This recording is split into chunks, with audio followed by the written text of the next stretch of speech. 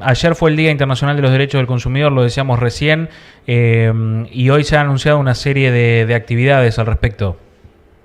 Sí, conmemoramos en el día de ayer lo que es el Día Mundial de los Derechos del Consumidor, donde, bueno, en algún punto es reafirmar el compromiso que tiene la Oficina Municipal de Información al Consumidor con la protección y la promoción de los derechos de los usuarios y de los consumidores del partido de Bahía Blanca.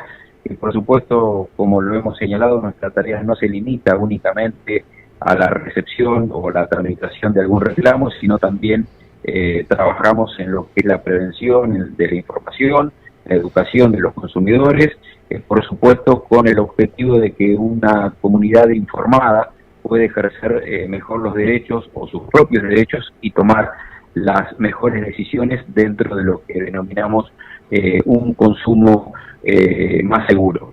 Por eso, en ese sentido, por supuesto, aprovecho también a poner en valor el trabajo de profesionales que trabajan en la OMIC desde hace muchísimos años, que con profesionalismo y con muchísimo compromiso sostienen el día a día de la tarea fundamental que tiene que ver con la garantía de los derechos de los consumidores en una relación que muchas veces es asimétrica, en una relación que es en algunos casos de desequilibrio entre los derechos de los usuarios y por supuesto lo que tiene que ver con empresas o prestadores de algún servicio. Así que en ese sentido nosotros desde nuestra oficina tratamos de tratar de achicar justamente esas asimetrías. Pablo, ahí quería ir cuáles son en realidad las principales quejas de los consumidores hoy en día en Bahía Blanca, por dónde pasan, por qué tipo de servicios.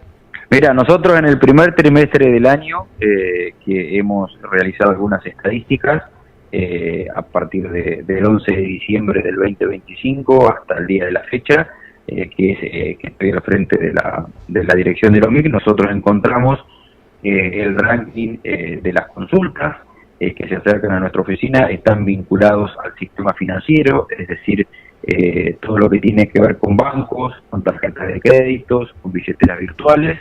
Ese es vendría a ser el principal reclamo que nosotros hemos encontrado en estos 3 meses. Después continúa el tema de las estafas virtuales, algo que sigue siendo obviamente y que con el comercio electrónico aumenta y que hay que prepararse para esas situaciones. Después tenés temas relacionados a la garantía de los productos, otros temas están relacionados a los servicios públicos, tanto a lo que tiene que ver con la luz, con el agua, con el gas, y después hay muchos otros temas vinculados a los planes de ahorro, a las obras sociales, agencias de viaje, transporte de pasajeros terrestres o aéreos, el tema de los seguros.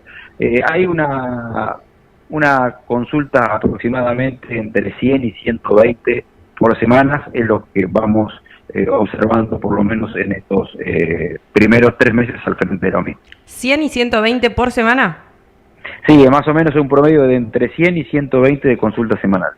Claro, es un número alto, ¿no? No sé, comparándolo con otros momentos del año pasado, pero por lo menos me llama la atención.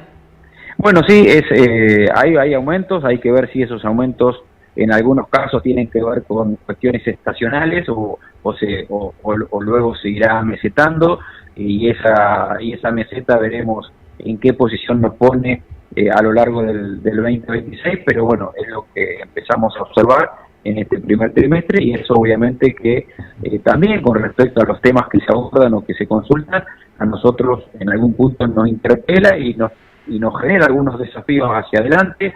Esos desafíos van a estar planteados en términos de charlas que por supuesto se han hecho a lo largo de distintas gestiones, a veces se han pausado, otras veces no, pero nosotros vamos a tomar una dinámica bastante activa en ese sentido de dar charlas sobre competencias, herramientas que tiene nuestra oficina y por supuesto cuestiones relacionadas a medidas preventivas, a recomendaciones, a una suerte de educación sobre temas que a nosotros nos llegan y que por supuesto probablemente algunas herramientas a veces tenemos como para prevenir determinadas situaciones. Así que eso también nosotros nos hemos propuesto, lo mismo que cuando el Consejo Deliberante vaya a sesionar a los barrios, nosotros vamos a estar ahí también como oficina itinerante durante algunas horas de manera de horas previas a lo que es la sesión en sí del Consejo Deliberante. Eso lo tenemos trabajado articuladamente con Gisela Caputo como presidenta del Consejo. Pablo, tiraste ahí un dato que me parece importante, que es algo que nosotros veníamos charlando la semana pasada, que hoy el tema préstamos, el tema billeteras, todo lo que tiene que ver con lo financiero, le quitó, digamos, el primer lugar a las estafas virtuales que están ahí arriba desde hace muchísimo tiempo en esta era de la conectividad. ¿Cuáles son esos reclamos vinculados a los bancos, a esto que vos decías? Bueno, hay muchos reclamos dentro del abanico amplio que tiene que ver con las consultas vinculadas a bancos, tarjetas de crédito, billeteras virtuales. Hay muchas consultas que están obviamente vinculadas a endeudamiento, entonces se acercan a nuestra oficina en búsqueda de algún plan de facilidad de pago mejor que lo que le ha ofrecido ya sea el banco, ya sea la billetera virtual, la fintech, los créditos en comercios que se sacan, alguna quita proporcional de alguna deuda que mantienen en ese sentido. Hay consultas sobre eso. Nosotros lo que estamos observando es que los datos muestran que hay una morosidad en el grupo familiar, que esa morosidad viene en aumento. Esto indica obviamente que hay una parte creciente de los hogares que no puede sostener el pago de sus deudas, y que bueno, el problema se viene agravando, se va agravando con los créditos otorgados por estas entidades no bancarias. Claro. Lo que decimos nosotros, las billeteras virtuales, sí, las cadenas comerciales, la fintech, y eso se explica por distintos factores. Por un lado hay una tasa de interés más alta que la de los bancos, las que brindan justamente estas tarjetas o estas entidades no bancarias. Hay menos requisitos para poder acceder al crédito, lo que también amplía por un lado el acceso al crédito, pero también aumenta el riesgo del riesgo crediticio. También tenemos un uso de crédito que ya no es para bienes durables, sino que hay un uso del crédito para el consumo cotidiano, para el día a día. Entonces eso a nosotros nos pone en una posición que, si bien nosotros no podemos trabajar sobre lo que es el poder adquisitivo de cada familia, pero sí a nosotros nos pone con un diagnóstico, con una estadística, y a partir de ahí, con el crecimiento de las billeteras virtuales, con el crecimiento del financiamiento comercial que amplía el acceso al crédito para muchas personas, nos genera a nosotros una interpelación sobre qué herramientas podemos dar. Y las herramientas que podemos dar son justamente relacionadas a que haya una mayor transparencia en la información, que haya una prevención del sobreendeudamiento, que haya prácticas no abusivas en términos de la búsqueda de la cobranza, de la educación financiera, de promover el consumo responsable, de informar sobre los riesgos del crédito del crédito fácil, difundir también los derechos frente a cobranzas abusivas, orientar justamente a los consumidores en situación de sobreendeudamiento. Bueno, un poco ese va a ser seguramente un eje central que vamos a llevar adelante desde el domingo. Veía que el miércoles van a estar acá en White, ¿no? Enfrente de la delegación, que al aire libre sería en la plazoleta. Sí, nosotros vamos a estar mañana en Villa Mitre, por supuesto, está siempre sujeto a las condiciones climáticas. Esperemos que la situación de mañana sea la menos gravosa posible y termine siendo un día soleado como el que vivimos en el día de hoy, que tuvimos en Plaza Rivadavia. Después vamos a estar en Guay, después vamos a estar en Cerri, pero esto es durante la semana de la defensa de los derechos del consumidor, pero estamos desarrollando tareas en Sociedad de Fomento. Ya estuvimos en la Sociedad de Fomento del Barrio Nacional, ya estuvimos en la Sociedad de Fomento de Villa Maduchi, ya tenemos previsto para el viernes 26 de marzo en la Sociedad de Fomento de Kilómetro 5, ya hemos tomado contacto con la Sociedad de Fomento de Villarrecia, de Amaduchi, de 9 de noviembre,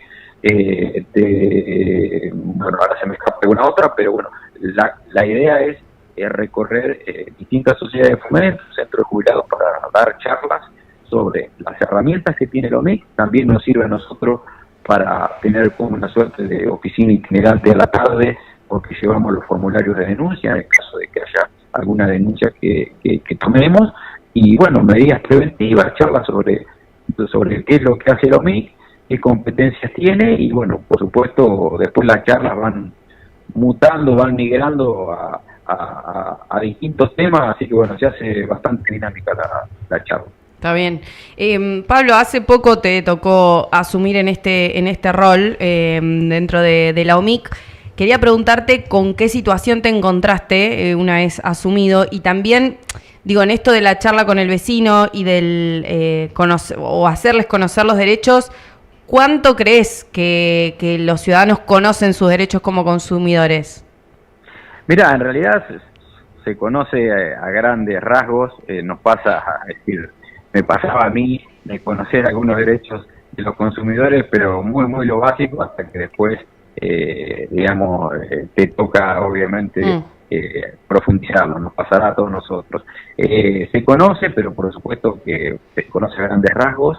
Lo cierto es que me parece que hay sí cuestiones que lo marcan las propias estadísticas de las consultas, y que me parece que hay que profundizarlo y hay que trabajarlo. Una cuestión relacionada obviamente a un consumo responsable que tenemos que tener frente al comercio electrónico, y en ese consumo responsable, por un lado, apuntamos obviamente a cuestiones de capacidad de pago, capacidad de poder afrontar después las deudas que tenemos, porque estamos a un clic obviamente de pedir un préstamo, y que rápidamente ese préstamo después hay que pagarlo, porque si no se paga tiene consecuencias que en algunos casos, por supuesto, tanto el banco como una tarjeta de crédito puede, digamos, llevar adelante una ejecución. Y después, por otro lado, tenemos las estafas virtuales, con lo cual, como nosotros estamos a un clic de sacar un crédito, un préstamo, también estamos a un clic de comprar cualquier producto, cualquier bien durable, y que por supuesto caemos en la tentación de hacerlo rápido y no tomamos algunos recaudos que están vinculados a las estafas virtuales. Así que en ese sentido, digamos, las charlas nuestras pasan básicamente por estos puntos. Después, por supuesto, digamos, se amplía, pero bueno, me parece que sobre eso, teniendo en cuenta esas estadísticas, porque justamente las estadísticas son importantes para que a nosotros nos permita tener un escenario de dónde estamos parados, digamos, son fundamentales justamente en ese sentido, como para achicar algunos márgenes de posibilidades de caer en una situación que después es difícil salir, porque quien ingresa acá a nuestra oficina ya ingresa con el inconveniente, ya ingresa con un problema. Claro. Puede ser de distinta naturaleza, pero cuando, digamos, ingresa a la UMIC, ingresa porque algún problema tuvo. Así que en ese sentido, todas las medidas preventivas o de educación que puedan ser bienvenidos sean. Y después me encontré con un recurso humano extraordinario, con profesionales que se van capacitando con las distintas resoluciones, con las distintas normativas que pueden surgir, y que por supuesto, todo lo que se puede hacer desde los OMIC se hace.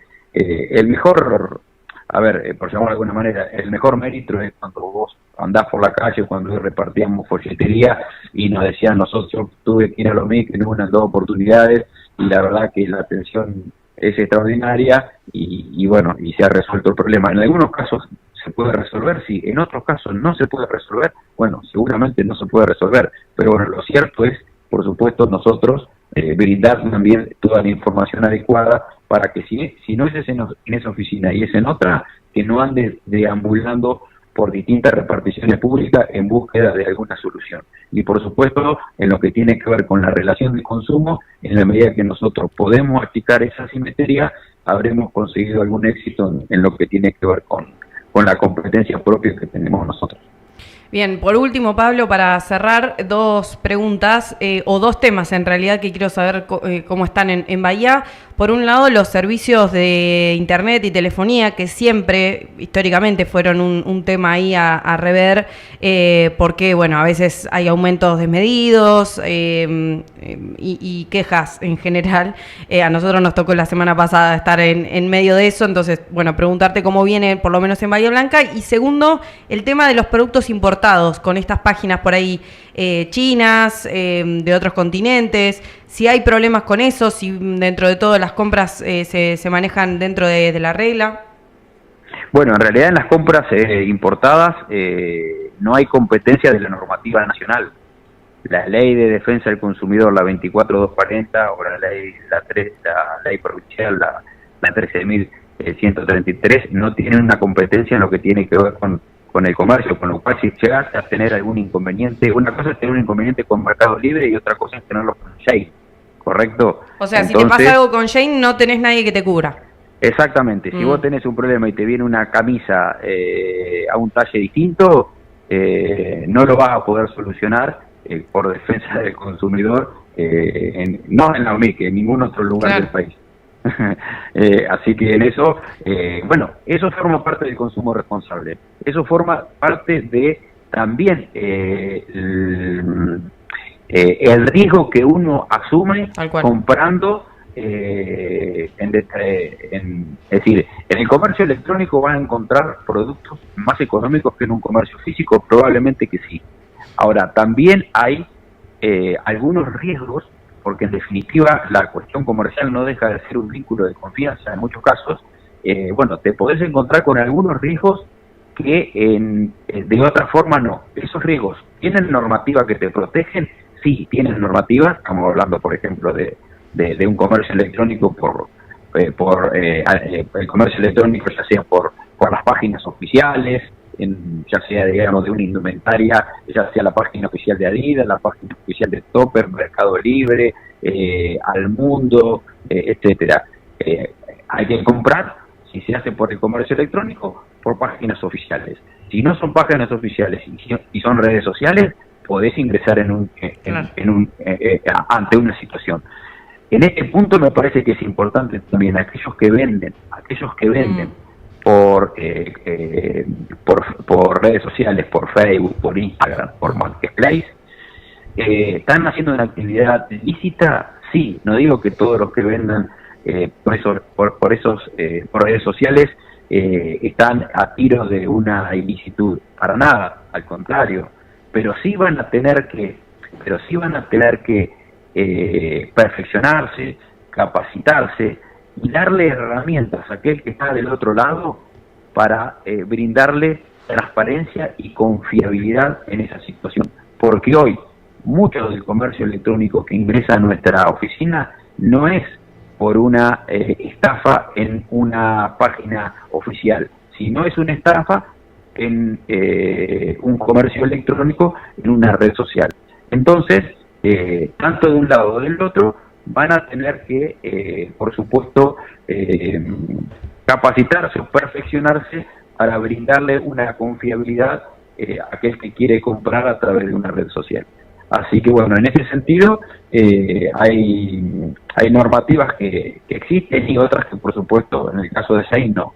En el tema de telecomunicaciones nosotros tenemos, digamos, algunos reclamos, no son los mayores, pero algunos reclamos hay. Acá tenemos un problema, porque tanto las telecomunicaciones como, por ejemplo, los entes, los servicios públicos tienen entes que regulan, y que son, digamos, el método de contralor de los servicios públicos, por ejemplo, de ABSADA, de Camus el Energas y de EDES el OCEBA.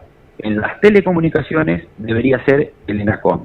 Lo cierto es que hay una decisión del gobierno nacional en algún punto de brindarle menos facultades o menos potestades a algunos entes reguladores, entre ellos el ENACOM. Entonces, aquí tenemos un problema y quizás con el tiempo se puede llegar a agravar. ¿Por qué? Porque en realidad el ente nacional de comunicaciones, el ENACOM, es, digamos, quien debería tener un poder de policía sobre las telecomunicaciones, por ejemplo. Y si vos le sacás poder, le sacás potestad, le sacás poder de policía. Y en ese sentido empieza a existir aún todavía más una mayor asimetría entre un usuario de Internet o de las telecomunicaciones y las empresas prestatarias de esos servicios. Perfecto. Perfecto. Pablo, gracias por estos minutos. Muy completa la nota, la información. Y bueno, el miércoles quizás nos demos una vueltita, si el clima lo permite, ahí en White. Bueno, muchísimas gracias y bueno, un beso grande y a disposición como siempre. Gracias.